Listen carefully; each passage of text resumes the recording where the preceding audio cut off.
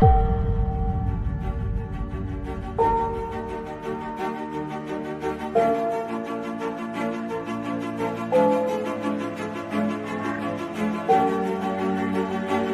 around you, where you are right now. As you're watching this, look around your house. There are tools you have you're not using that can actually fetch you a whole lot of funds.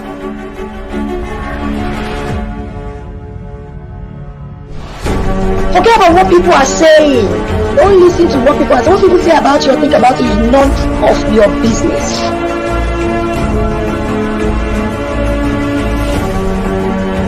Many entrepreneurs want to build a business at the same time feed from the business.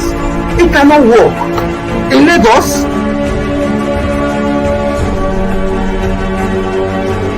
but you just get to do something. Stop waiting for manna to fall from heaven.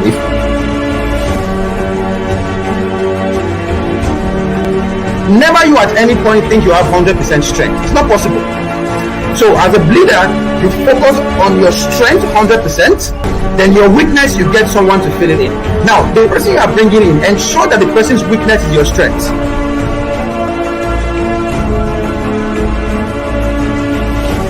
You have to come with something to the table. So what are you coming with as a woman? What are you bringing? Is it your intellect? Is it your beauty? We all know that beauty doesn't help anybody. If not, I'll be where Dangote is today.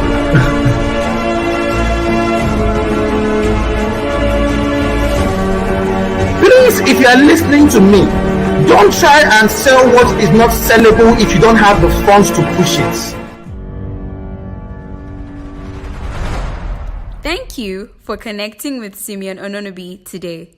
Live sessions hold every Tuesday and Friday at 5 p.m. Please turn on post notifications for live updates.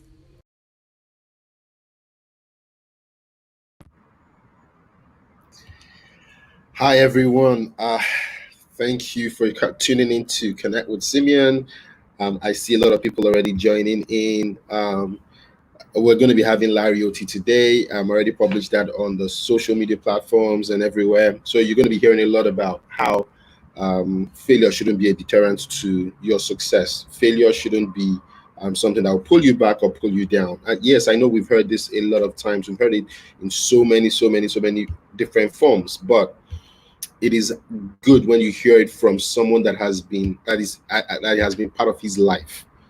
He has tried a lot of things and finally he succeeds. So it's good to know the journey and how hard it was. Before he comes into the studio, I would love to use the next 10 minutes to actually ask questions, figure out a lot of things. Oh, Larry has just popped into the studio. Okay, so today we're going to be having the last 10 minutes of the show, answering questions. So I can ask Simeon anything for the last 10 minutes of the show. And I'm going to be, once Larry leaves the studio, we're going to start, a new section I call Ask Me Anything.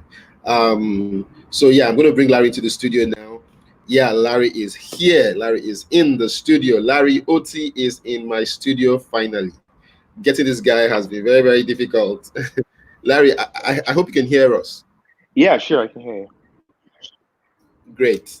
So Larry is in the studio. Larry is the co-founder and CEO currently at Send. Send.ng is the website, and Larry has a lot to say. Like I always say, this program was came to life because of the need to actually showcase those that are doing good stuff in Nigeria, showcase those that are doing good stuff in Africa, because we're going to extend it across Africa so that you can have some inspiration and also get mentorship and also even probably get investments if you're building something yourself.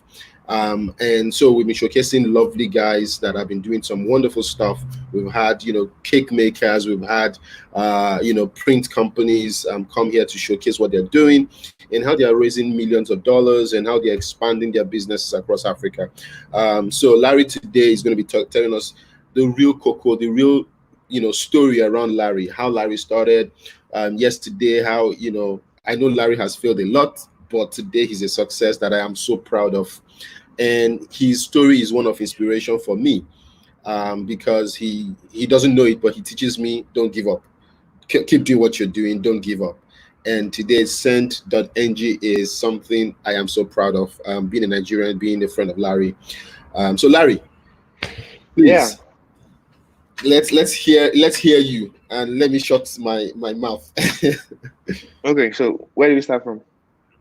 I mean, who is Larry? Larry Oti. What makes Larry tick? Where did Larry start from? Oh, okay. Let's see. Okay. If I mean to make it more straightforward, I mean, let's just start from my entrepreneurial journey. So I had a degree, I have a background. I have a background in engineering and project management from Futo in Nigeria, and after that, I mean, I finished in 2010. After that, I worked at a multinational for a while, and that was about a year plus. And after I did that, I've pretty much been building startups since then. Right now, I mean, between then and now, I've built 3 startups, and what I can say is, I mean, that entire process is a learning point. I mean, but before we get into the companies, Built 3 startups. yeah, before we get into the companies, I myself, I mean, apart What from I can say is, I mean, having that entire process a bachelor's degree point. I mean, before we get into in the engineering and project management, startups, I yeah, before we get into the I'm a self-taught software engineer, product designer, industrial designer, and let me see, and I'm able to take care of other things across sales and business development, and a lot of these things that I know today or I can do today, I kind of learned out of necessity, and today, I mean, they come in handy in trying to in building the companies that we're building today. And now one good enough thing I can say that in a lot of things that I do or I can do, right, I'm at a point where I'm being technically an expert, given how long I've done them, and how good I am at those skills today. So yeah, I mean, there's pretty much, I mean, not, I mean, there's not a lot to say about me. I mean, but if there are questions, it's kind of like easier to answer. So I mean, back to the startups back to my startups. I mean, the very first startup I had was a video streaming service, right? So what we were building at the time was it was a streaming service for TV series in Africa. Right now, this was as far back as 2012. Right now, at the time, there were a couple of problems. So first is internet was like really crap in the country, right? So I mean, it was bad enough to I mean, use internet to to probably monitor websites, for example. Then it was worse if you're trying to stream video, right?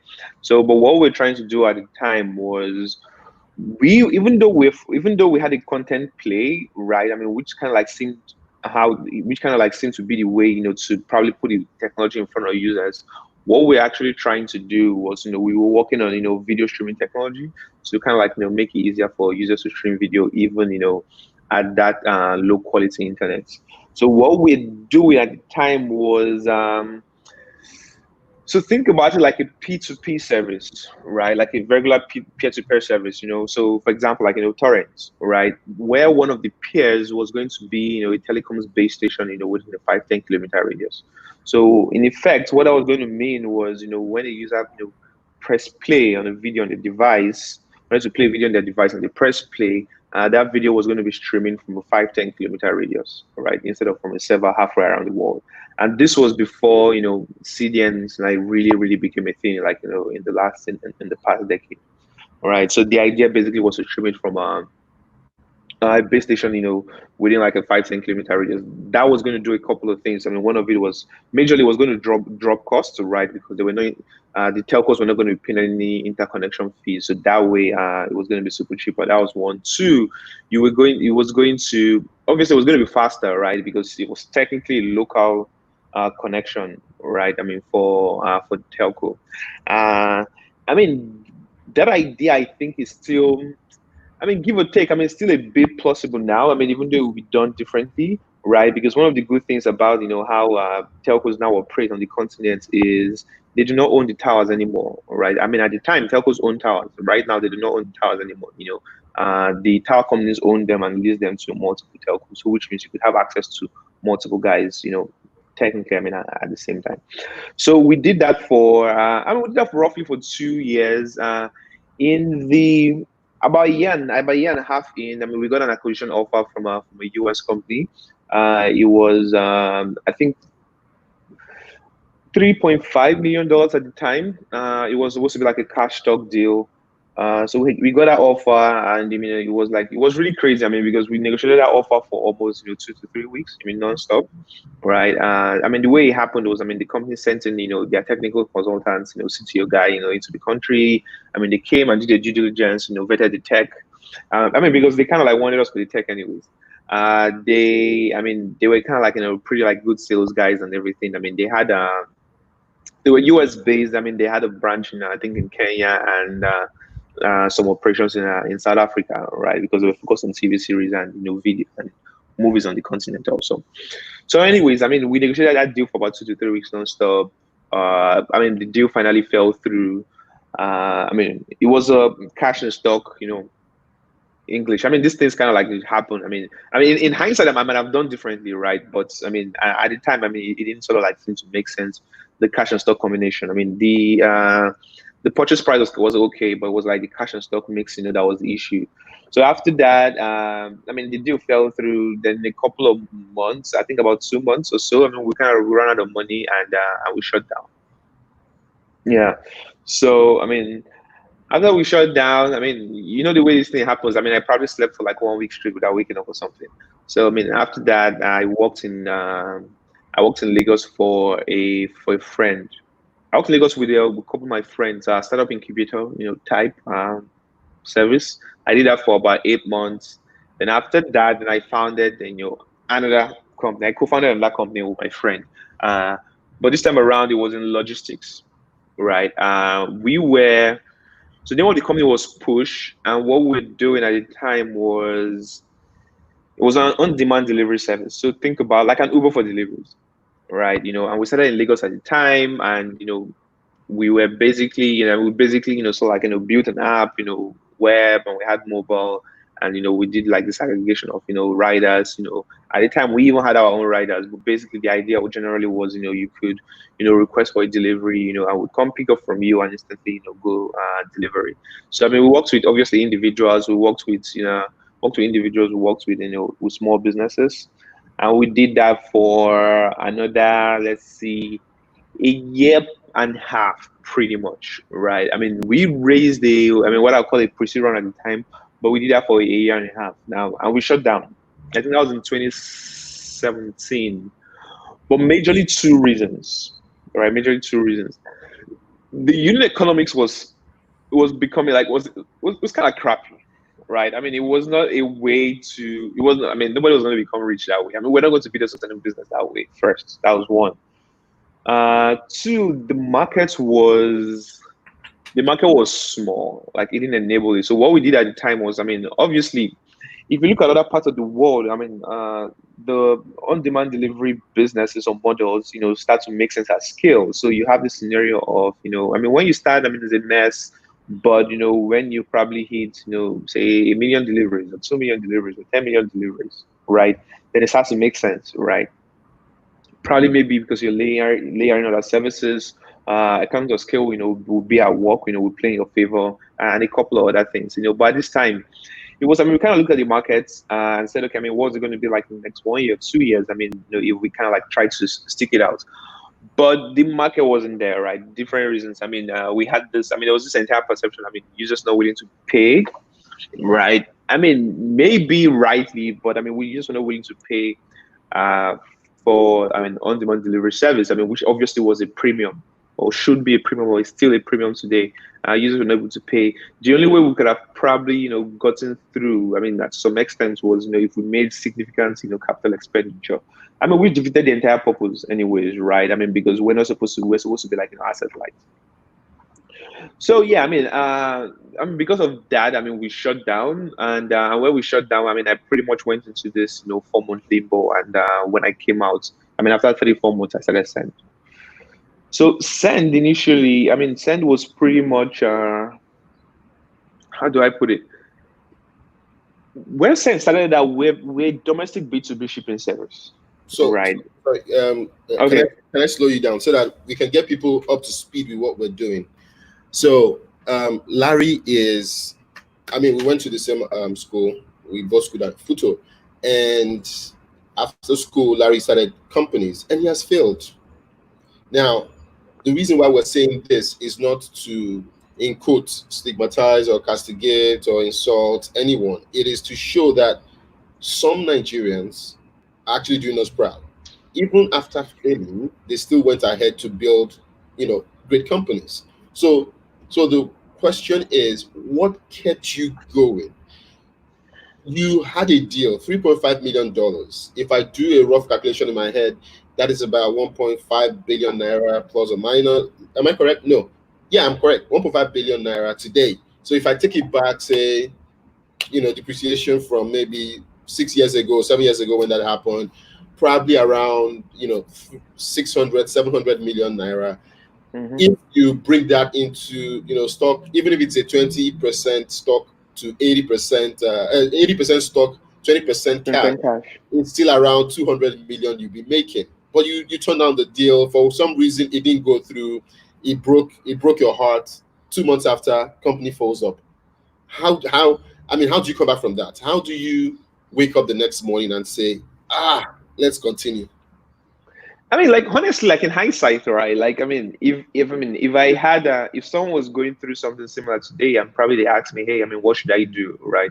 I mean, in as much as I cannot tell anybody what to do, but I mean, I'm going to be like, I mean, again, I mean, usually depending on your level, right? I'm going to be like, I mean, take this stuff, right? I mean, yeah. I mean, once you have cash, right, you're going to be able to think better, right? You're gonna be able to think better. You're going to be able to. I mean, they're going to come up with new ideas. I mean, there's something one of my uncles told me at the time, because what happened was I told him after the fact, right? So I mean, it's like he's an industrial business guy, so think typically good businessman. So like I told him after the fact, and he was like, "What's wrong with me? Actually, I've taken the money. Like, it doesn't matter how much they give me." Right? Actually, I've taken the money, gotten on a plane, traveled to a country, like on the plane, I would think of a new idea. That's what you told me, right? That kind of a thing. So, but I mean, it's a combination of things. So why did I wake up the next morning? I mean, I think that period, don't get me wrong. I mean, after it happened, I mentioned the whole thing where it's kind of like, I mean, I just probably took like a month or so or 2 months, and I wasn't like really doing anything. Right now, I would probably just sleeping and maybe reading and stuff.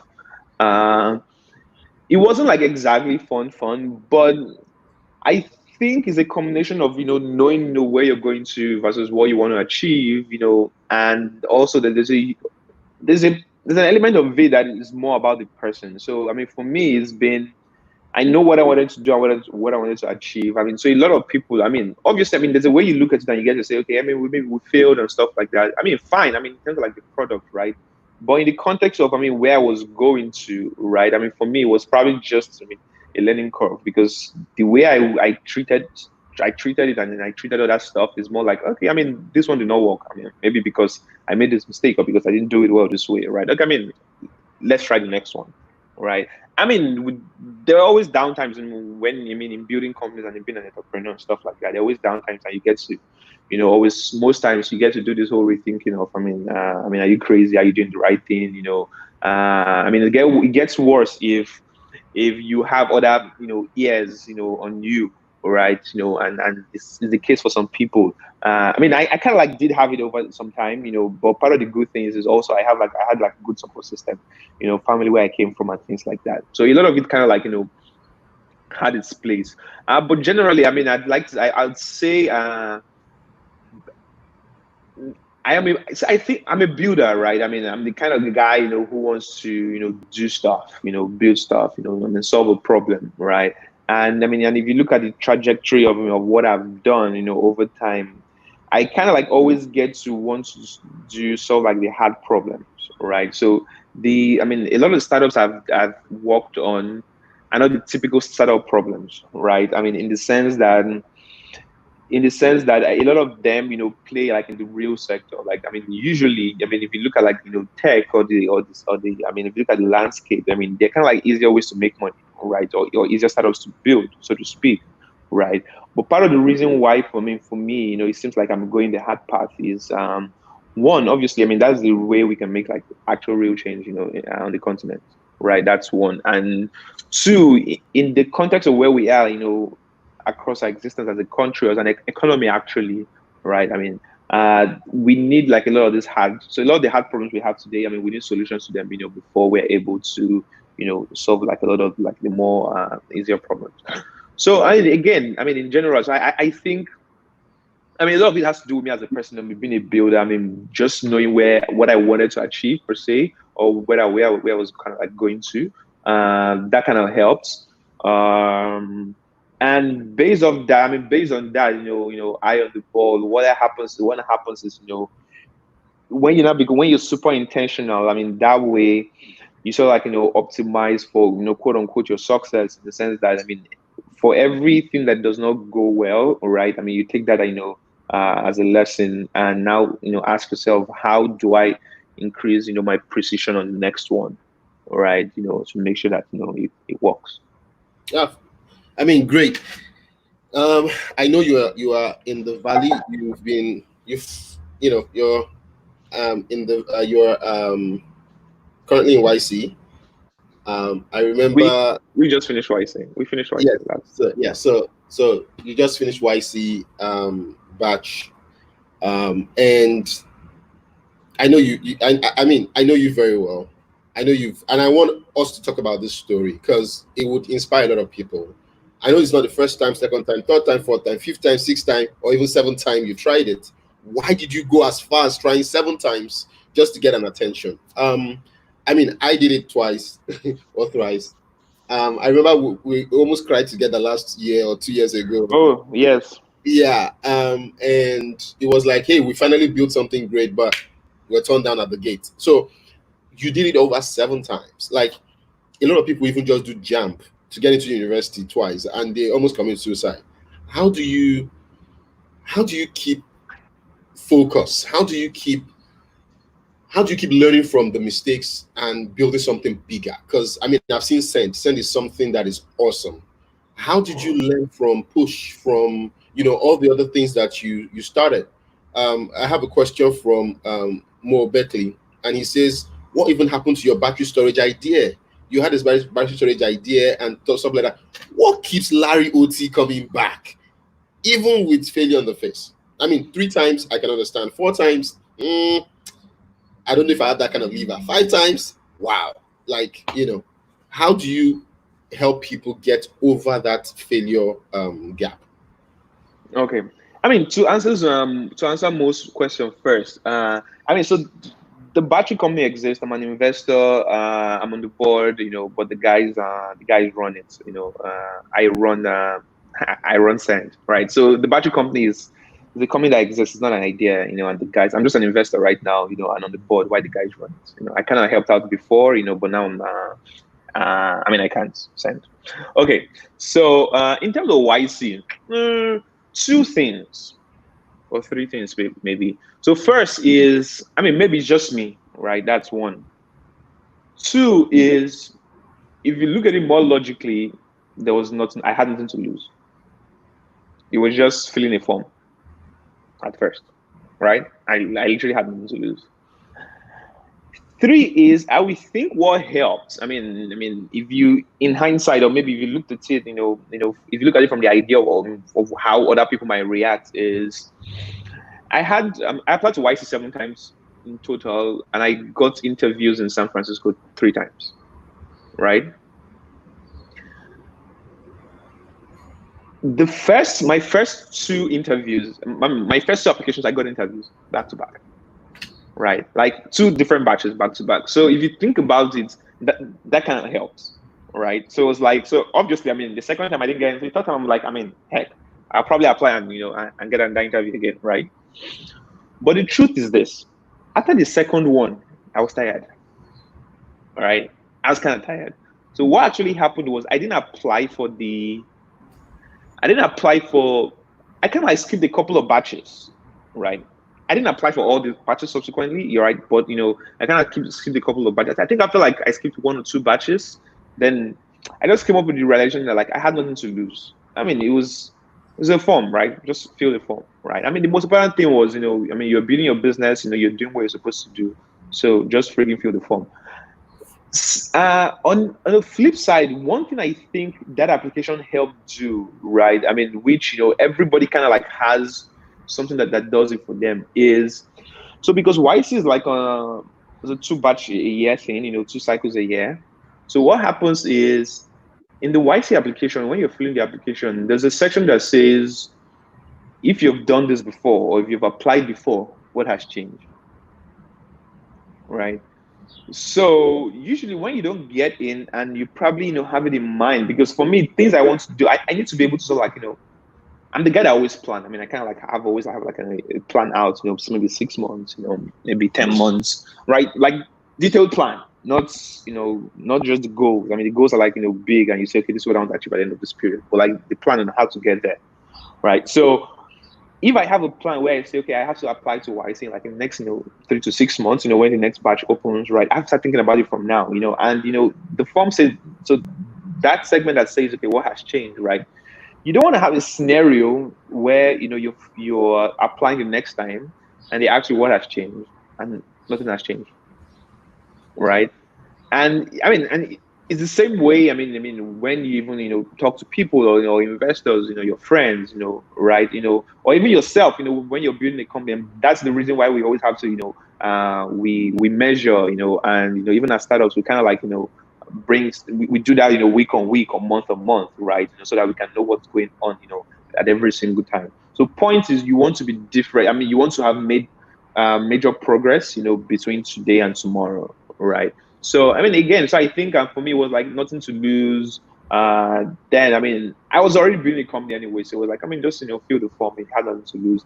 Then yeah, I mean, I just kept doing it until it came through the last time. I mean, for Send obviously it was a bit different, right? In the sense that on Send, it was, we had already gotten like major traction and inflection points. I mean, we're building this stuff. I mean, I was ready, right? It was like, so for me this time around, it was like I didn't see it. I mean, this time around it was a bit different, even psychologically. I didn't see it as I mean, let's try and let's see if it's going to work. It was more like this one will work.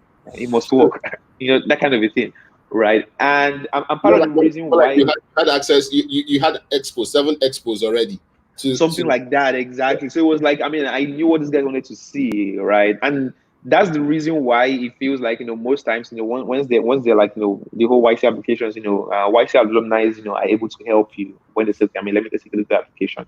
Part of the reason why they're able to help, right, is because they know what the partners want to see. I mean, a lot of the partners are literally passed through YC as companies, right? I mean, everything that you go through and you learn when going through YC is basically what these guys want you to, do when coming in, right? I mean, they don't want you to do perfect, but it's about clarity in some places. I mean, so we kind of like, so now after doing it a bunch of times, after going through the program, right, then you just know that in an application, like in a bunch of questions, in an application I had like a bunch of questions. I mean, like 3 things are important. That's it, all right? As long as you can communicate this, you'll be fine, something like that. So yeah, I mean, so for Send, it was more of, I mean, and I had like, obviously, I had plans, leading up to that period. And it was like, I just, I tried to be intentional as possible, precise as much as possible, then obviously, I mean, I have like a really good network, that kind of like, helps out with this thing. Cool. I mean, that's great. Just for our viewers and for those that are going to watch this video, YC is one of the most prestigious accelerators in the world, found in Silicon Valley. I'd like to shout out to my own accelerator, which is 500 Startup. Is also one of the startups that help invest and help accelerate companies across the world. 500 is good too. I applied 500 twice. Oh, okay. Yeah. Sorry, you're not an alum. I am. Yeah, I applied twice, and I got. I mean, so both times I did the whole the video interview thing, right? Wow. Both times I didn't give me an interview. So you've done 500 twice. You've done YC about 7 times, so probably 9 times. And you finally got in, and now you're raising funds in the Valley. I kind of like going to Texas also. Wow. So yeah. So we had like an offer, right? But it was the same period with YC. Yeah. So we turned it down. Oh, cool. So yeah. So I mean, what I've learned from this is just keep trying until you make it, but always learn as you fail. So it's Mm-hmm. you're learning something as you fail. Yeah, sure. I'm a typical example. I learned a lot from my single pay days, and that morphed into what I'm building today. And the truth of the matter is, a lot of Nigerians, a lot of Africans, we focus on the wrong things. We focus on the wrong kind of people. We don't listen to stories like this, and we don't tell stories like this. I've had Adibale Yusuf talk about his story from security guard to building one of the biggest media companies in Africa. And this is you building Send. Send is something that is awesome. Like when I even went through your website, when I went through your product, when you talk about it, I just see something like awesome. And I had a batch member called Shiplist, which is something similar to what you do. And I'm like, these guys are doing something like, how do you wake up and try to change an industry? Like, how do you wake up and try to change an entire country? Because what you're doing with Send, like, give us exactly what Send does so that people understand that the burden you carry. Okay, and so for context, so Send is we would say, let me go through the funky explanation page. Okay, so we'd say Send is a digital freight forwarder and customs broker for Africa. What that means is, we manage the entire process of, shipping cargo, by air and sea, including customs clearance, the final delivery. Another way to look at it, for context, is think about it like a door-to-door import and export service. So if you wanted to say, if you wanted to bring in 20 containers of shoes from China to Nigeria, right, or Ghana, you would talk to Send, right, and we'll literally pick it up from your supplier, and bring it up to your doorstep, and you don't have to do anything, right? All you have to do is basically interface with our dashboard, and our dashboard, helps you with, you're able to get, instant quotes or quick quotes. You can manage shipping documents, you can track your cargo, right? You can basically manage your entire supply chain. Things like figure out what your landed cost would be like, and also we offer trade financing. Import and export trade financing.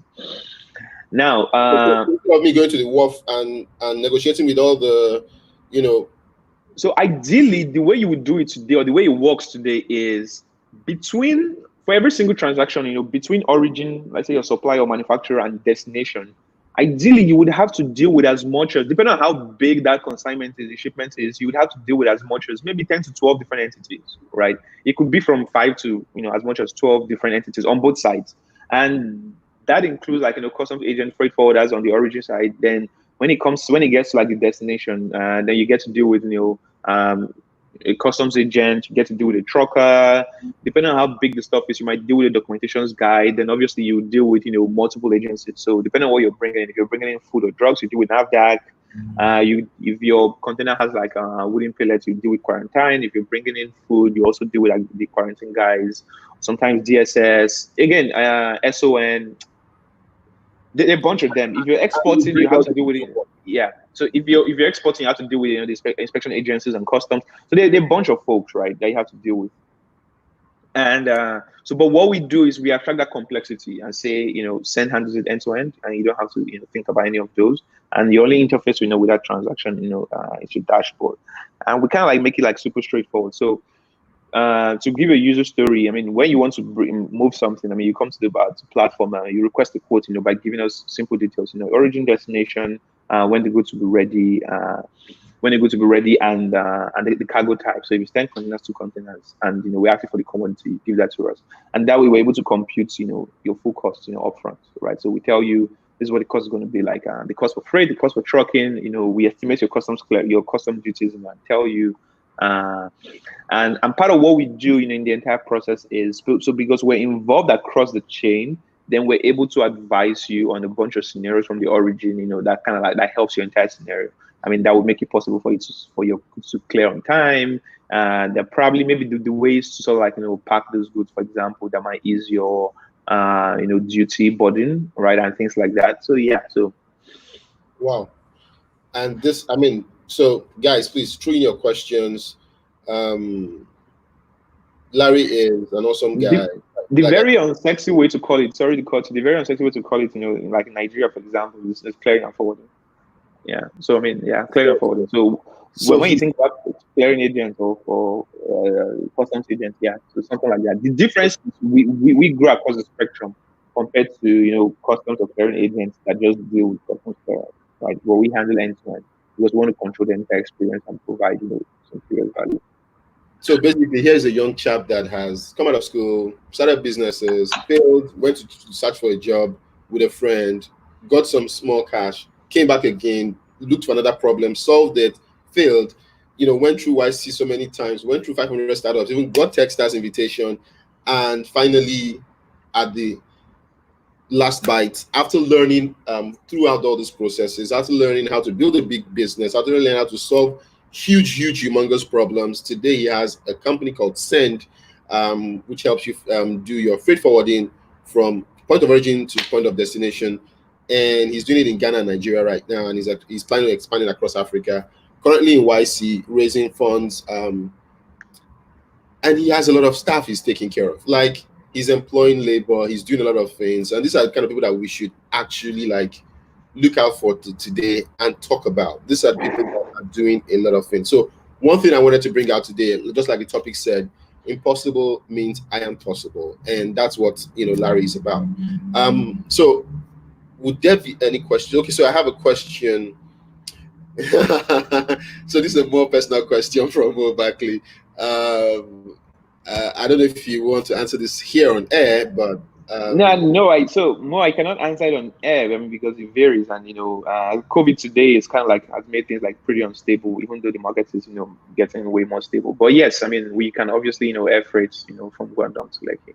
Yeah, beautiful. So cool. Mo, I would link you guys, and you can actually talk to Larry directly and get a quote from him. The beauty of the program is you can talk straight to the CEO. You don't need to go through customer support or go through other staff in the company. You can talk straight to the CEO and get his attention. I would send you his phone number and also his email so you can reach him out, or you can send me an email, connectwithsimeon@gmail.com, and I will link you guys. So if you have any questions about tenacity, what is making this guy do what he does, why failure is not a problem to him, and how he learned from his failures, please shoot me your questions so that you could get inspired by this. We have just a couple of more minutes to go, so I would like to start taking questions now. So there's a question here anonymously sent, so I'm going to take the question. So what makes you so is there a okay. Mo says, okay. Yeah. So Mo is my guy. Yeah. So he says, "Oh, did you see the question? Did you see what he's coming?" Yeah, I did. Okay.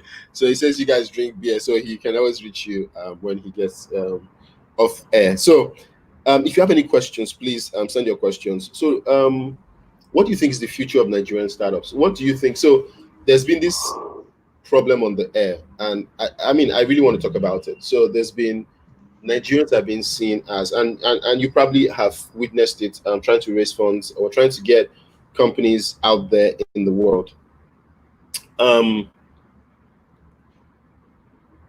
There's a two-sided coin to Nigeria today. There's the yous and the us and the entrepreneurs and the lovely guys, SME guys that are building businesses or that are working tirelessly with companies and trying to build corporations.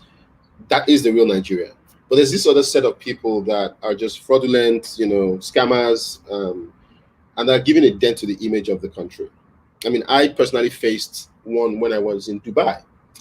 And it's a funny story. I got into the country, never had that kind of embarrassment in my life, showed my passport, and the guy looks at me and says, "You actually have a laptop in your bag?" And I'm like, "Of course, I should have a laptop. I'm the CEO of a company." And he goes, "Okay, please, can you come to the back?" And I felt really embarrassed. Now, I felt embarrassed because there was a queue. So we had Indians, we had Chinese, we had, so it wasn't just one race. It wasn't just me, right? But they picked me. Even they were blacks.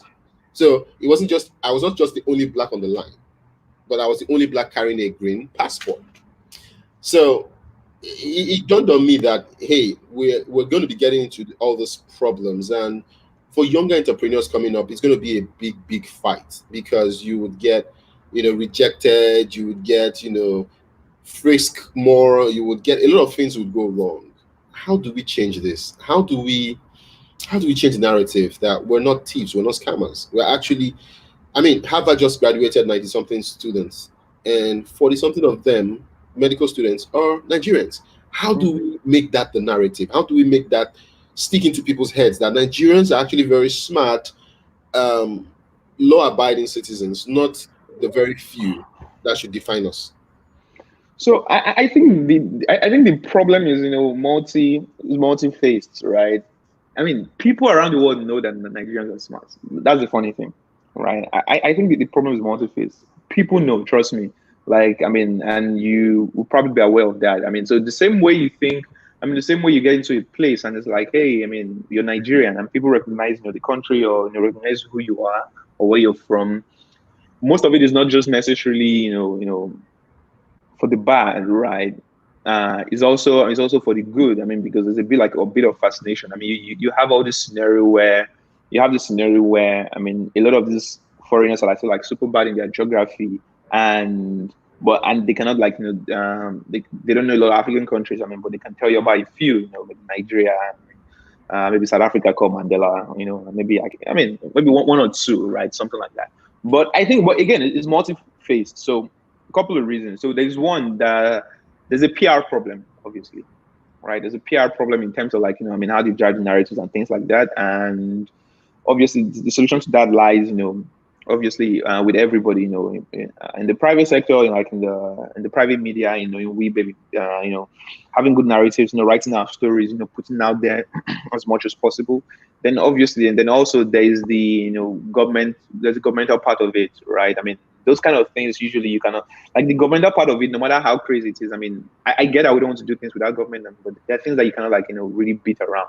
You cannot really walk around, because government has its own place, especially in terms of, like, international relations, diplomacy and things like that, right? So the government has, like, a huge role to play. I mean, they're not doing what they should do as much as they should do, and this is not just Nigeria, also Africa as a whole. That's one. But again, I mean, even with the private guys, I mean, we've been slacking also, so we need to sort of, like, be on top of our game in terms of, like, I mean, writing our story, defining narratives, ourselves, and probably maybe take a lesson, from the books of the other guys, who have done it, like, relatively well, and try to do, better, right? I mean, today we're doing okay. So things like, culture, in terms of, like, music, movies, and a couple of things like that kind of, like, help us, obviously a bit, but we need to like, really push that in. So again, I think I would think again that the part that is missing mostly, has to do with, mostly government relations, right? And like I said, private guys, putting the content out there, because as much as possible, I mean, the private guys, I mean, and when you look at, like, we, propagating culture, I mean, we're doing something, we're doing major stuff, but a whole lot of the crazy that kind of happens, right? Usually could at least, be taken care of, on a 50% basis, by, government relations, good government relations, diplomacy and things like that. Foreign policy and a couple of those things. I mean, even though, I mean, it's not so easy, we should not, I mean, I don't want to go deep into that. We've all had the experience of, we're traveling and, you get to an airport, and, your immigration probably, I mean, you have to, like, go, they take you inside to do, like, secondary immigration checks, and different things like that. And I mean, sometimes you wonder whether, it's happening because, of where you're coming from. Sometimes you just wonder whether you look dangerous, or whether they actually saw something. You get, I mean, a lot of it is random, but, you just try to wonder, like, why does random always catch me? That kind of a thing. Exactly. Right? Yeah. Like, I mean, why am I always the random person? That kind of a thing. So, yeah, I mean, what I think, like I said before, people know Nigerians are smart. In the coming, I mean, like, in the most recent times, I think we've been getting, to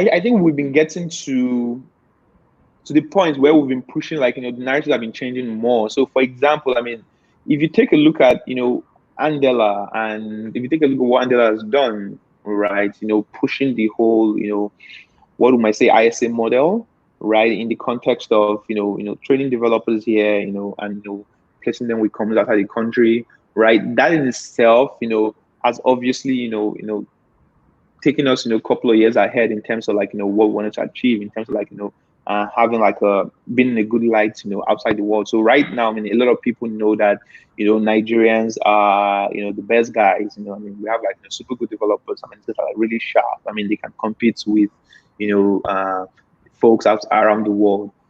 Someone again, that's a company again that did that was Conga, right? Their early days. So Conga produced a lot of good developers, right? Now, even though they were not doing the whole training and placing, but part of what happens is when you build an ecosystem, right? The effects, goes round. So for example, a lot of the Conga early day developers, right? A lot of them, right, are outside the country now, right? I mean, they're probably in Europe, probably in the US, working for international companies, right? Some remotely, some physically. And what that has done in itself is put us on the world map, as tech is involved, right? And, as we go ahead, basically, Nigerians are naturally resilient people, right? Because the way I say it is, if you look at our problems, right, ideally, we should not exist as a country, right? Like you should literally wake up one morning and it's like, all the money has finished too, and everything. Everybody just go, find your way and just maybe go somewhere else, right? But we kind of like still keep coasting on, and I say that the sheer like a lot of the problems. I mean, a lot of the success of Nigeria. So when it was like, hey, we're the biggest economy in Africa, blah blah blah. It's not because we've really had like any really bad economic policies or anything. It's just the sheer will of Nigerians, right? Our number, the sheer will of Nigerians, and yeah. So I'm going to try because a lot of questions are now coming in like thick and fast, and we'll have just about 5 minutes more. So I would like just as fast as we can, just try and help the audience. So Toluokpela says, did you face any challenges in terms of regulations when you started Send? How did you handle it? Okay. So yes and no. I mean, I'm not really going to talk much about it, because I'm trying not to say some things. But what I can say with startups is this: with startups, so the startup nomenclature is different from when you're building when you're like a regular company or traditional company. So two things. Usually from day one, you pretty much don't know what you're going to do is going to work, right? Because you're testing this hypothesis and you're moving fast, right? So at first light, your first worry should not be regulation. As long as you're probably not in financial tech, right? Financial technology, right? Your first worry should not be regulation. Your first worry should be, how do you get from point A? How do you get from 0 to 1? And that way you want to be smart about the way you do things. So probably maybe piggyback on someone else, right? Maybe piggyback on a license that someone else owns and that you don't own, right?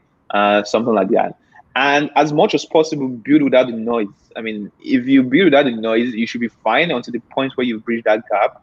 But if from day one, you're pretty much, shouting everywhere, the guys are going to come knocking on your door. I mean, I think it's as simple as that, right? Cool. But what happens is from day one, you can build without the noise. Then, over time, then, sort those, regulatory requirements, as you go up. None of us kind of like redid it from day one. Yeah. Cool. So look, I hope that answers your question. The next question is, if you had a superpower, what's the biggest systemic challenge or barrier you face that you would change right now? I don't know. There are a couple of them. I mean, I don't know if there's like, one thing, systemic barrier. I mean, I would just naturally wish like, most of our civil service was probably working better. A lot of guys, involved in government, so like, quote unquote had sense. But something I would probably want to, today, which is a major problem is, currency stability. So for us, for example, we do business in a couple of countries, and you could be a billionaire in Nigeria. But like, once the money crosses borders, you're done, right? It's like, it's starting from square one. So I think that spills over into Adebola's James question. What keep you going with this fluctuating economic currency when then who bears the cost if there's a change in so if you've taken the payment and there's a cost in moving currency, who takes the who takes the cost? Okay. Okay, so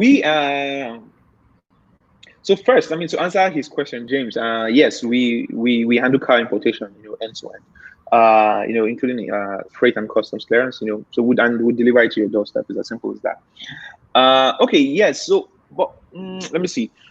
We're kind of like more structured company today than we were, like, I mean, a couple of months ago, obviously. So what happens is, we always have like multiple sides to the scenario. So I mean, we have a US entity and the company and all that kind of stuff. Then we have the Nigerian part, and same thing in other countries, right? So at the time when we're billing you, obviously, we bill you in, let's say, I mean, we could bill you in Naira, right? I mean, you're going to pay in Naira, obviously, because you're in Nigeria, right? But we'll bill you at, at the equivalent exchange rate, right? So once that is locked in, usually, I mean, you don't have to worry about, the costs changing in terms of moving cargo, because truly the cost of moving cargo doesn't change.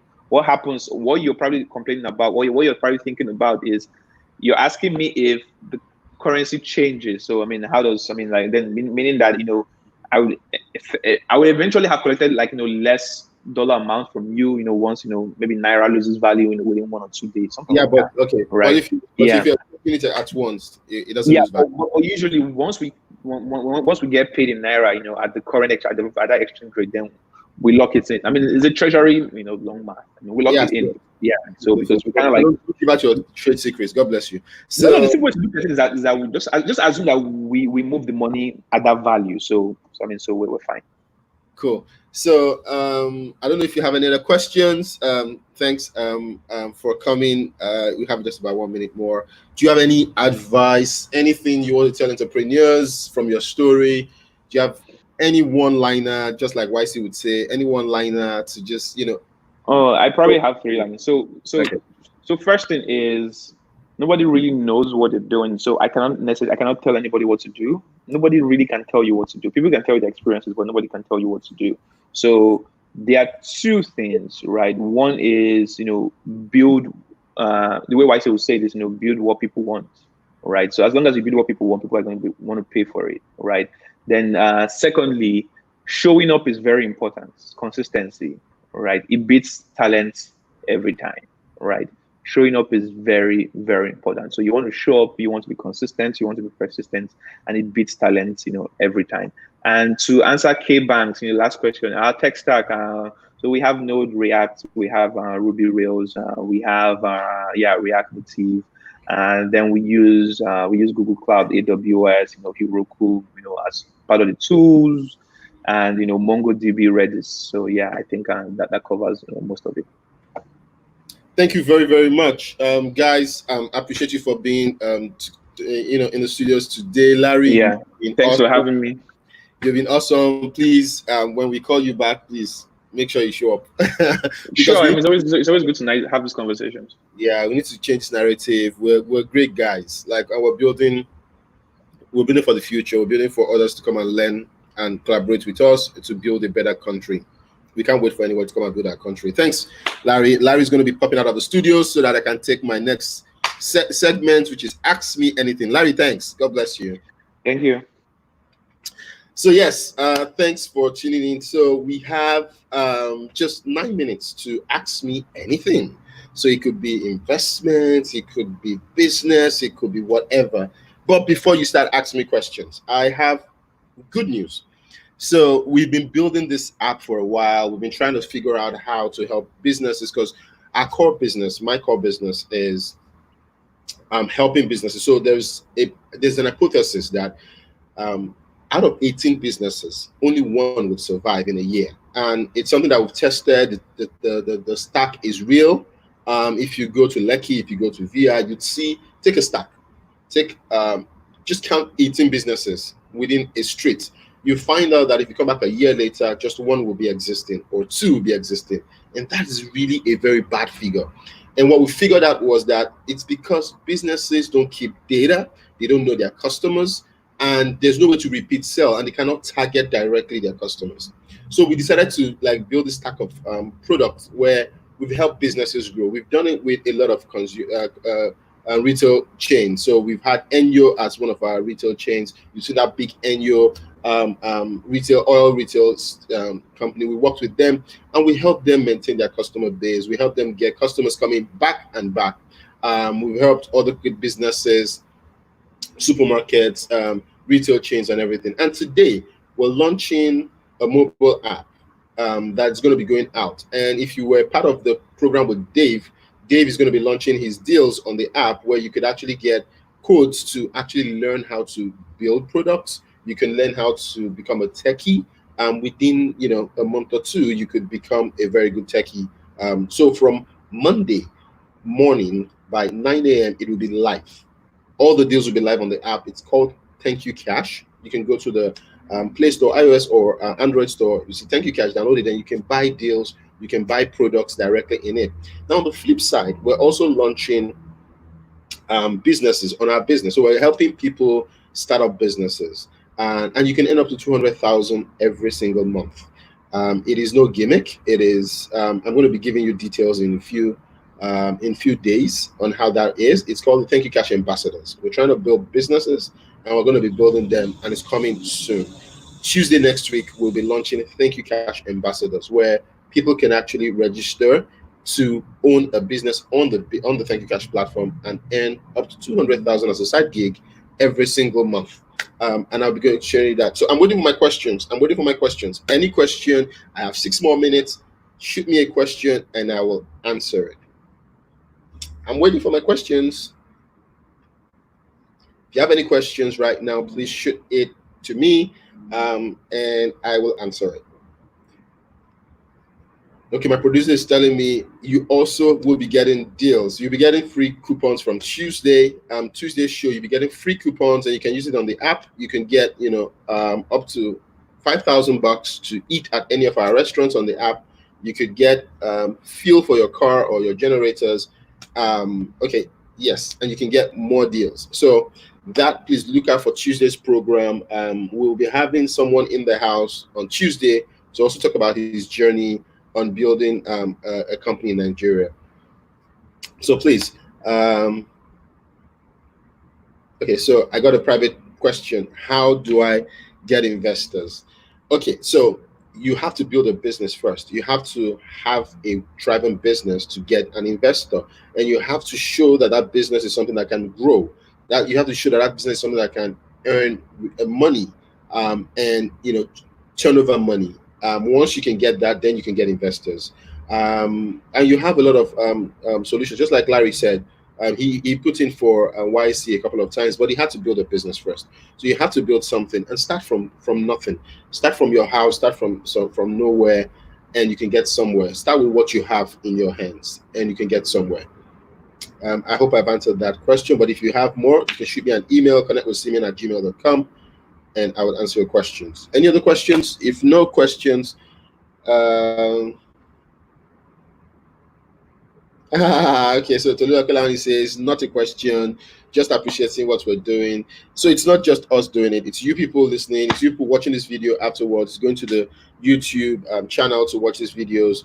Like our YouTube channel, it's Connect with Simeon Ononobi. Go to YouTube, search Connect with Simeon Ononobi, and you can subscribe to the channel, watch videos, and we'll be giving you a lot of things. We'll be getting deals from everywhere. Wella Health is giving us amazing deals, which we're going to be publishing from Monday in the app. So if you download the app today, you're one of the first people to get freebies on the app. So please do go to the Play Store or the iOS store, Thank You Cash, and you can see fabulous deals on the app. So somebody asked the question, so Mitch Stephen Emeka says, what would you advise to a Nigerian abroad who works for a multinational but interested in starting up a business in Nigeria to stay abroad and build or move back? So my advisor, my mentor would always tell me that advice is whatever you take what you can from it and leave the rest. If you're working for a multinational, you're making so much money, and there's really no need to move because you don't have a problem to solve, then don't move.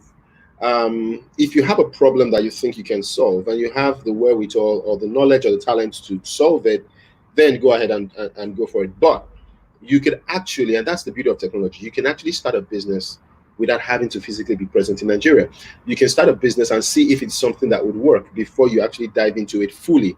You could find partners, you could find collaborators. That's why it's I always advise to have partners or co-founders. I have 3 other co-founders that are working with me to build what we're building, and it's become very easy because I don't need to think about a lot of things.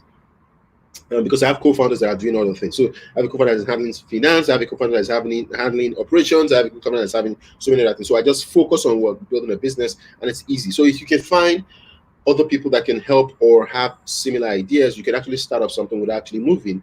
And the funds you're making from multinational can actually fund from the beginning. And once you see that it is something that works, then you can actually move in. So it depends on you. But like I say, start something, check it out if it works before you dive into it 100%. I hope I answered your question. So if I don't have any other questions, I will be going off air in the next 2 minutes. I want to say a big thank you to everybody that is listening, all the comments that are coming. God bless you. God bless you. God bless you. Thank you very much. Please stay safe. COVID-19 or coronavirus, whatever one you want to pick is real. It happened to one of my guests some few weeks ago, and thank God he's safe and good now. But please be safe. Make sure you're safe. Make sure you don't get into any issues. So let me just answer one last question. Can co-founders also be directors? Yes, a co-founder can be a director. It's not a problem. You can make a co-founder a director. Actually, 2 of my co-founders are directors in the company. So yeah, it's not a problem. Now, so like I said, be safe. This is me saying ciao. I have 20 more seconds to leave before I'm kicked out of the studios. Thank you for watching. If you have more questions, send me an email, connectwithsimeon@gmail.com, and I will answer your question. If you have a more pressing question, you can send it straight to my company email, which is simeon@thankyoucash.com. Thank you Cash is THANKUCASH. God bless you. Thank you very, very much for watching. Till next time we meet again. God bless you. This is me saying ciao and thank you.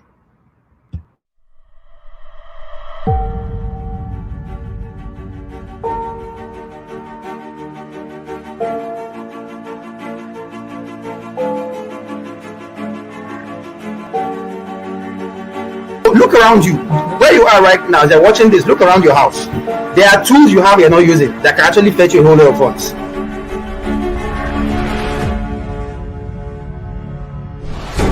Forget about what people are saying. Don't listen to what people are saying. What people say about you or think about you is none of your business.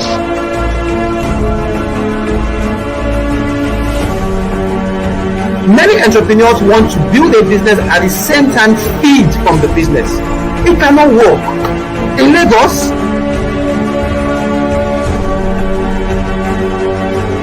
But you just get to do something. Stop waiting for manna to fall from heaven.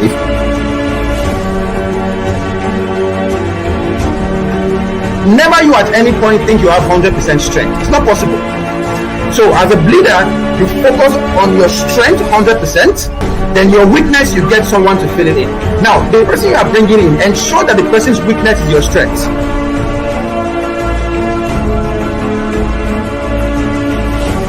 You have to come with something to the table. So what are you coming with as a woman? What are you bringing? Is it your intellect? Is it your beauty? We all know that beauty doesn't help anybody. If not, I'll be where Dangote is today.